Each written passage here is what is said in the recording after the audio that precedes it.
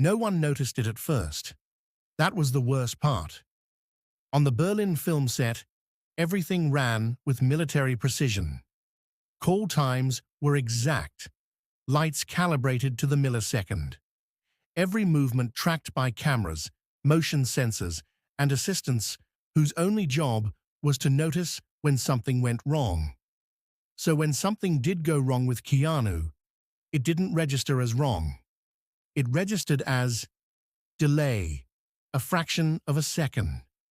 When he stepped onto set, the air seemed to make space for him before he actually filled it. The door would open, the hallway would feel occupied, and only then would Keanu appear. Editors complained about dropped frames.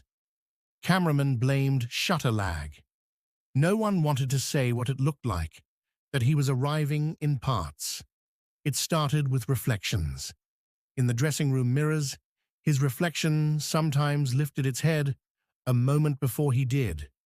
During makeup, his eyes would blink out of sync with the rest of his face.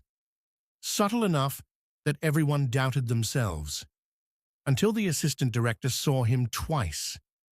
It was late, past midnight. Keanu was scheduled to be in his trailer. The set was quiet. The AD walked across the soundstage and almost collided with Keanu standing in the main corridor, hands in pockets, staring at the emergency exit. "Sorry, didn't think anyone was here," the AD said. Keanu didn't respond. He didn't blink. The AD took a step closer. That's when the walkie-talkie crackled. "Keanu is ready in his trailer." The AD turned.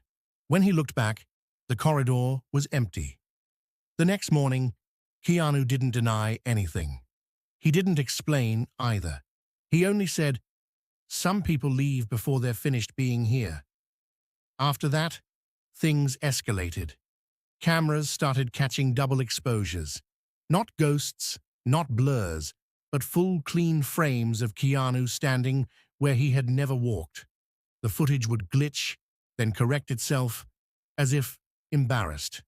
The sound team reported whispered dialogue on silent tracks.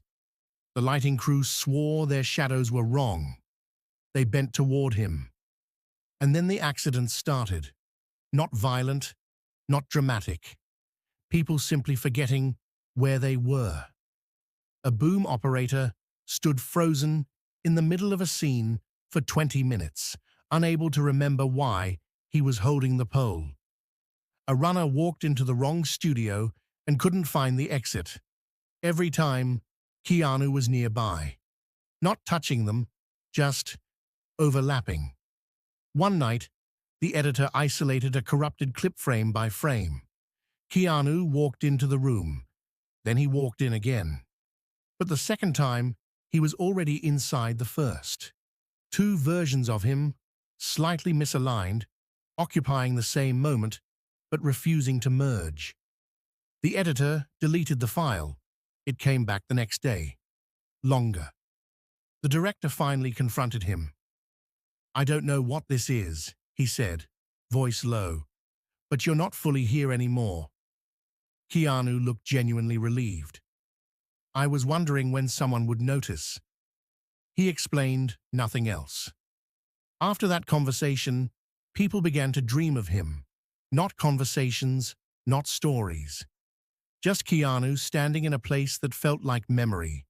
Childhood rooms, abandoned apartments, hospitals they couldn't name. He never spoke in the dreams. He just waited. On the final day of shooting, the set malfunctioned completely. Cameras refused to record unless Keanu was in frame. Audio tracks filled with breathing. The hallway lights flickered in sequence as if counting him in. At 3:17 a.m., he disappeared. Not left. Disappeared. The crew searched for hours. They finally found him on camera 4's memory card, standing in the middle of the empty set, looking directly into the lens, smiling.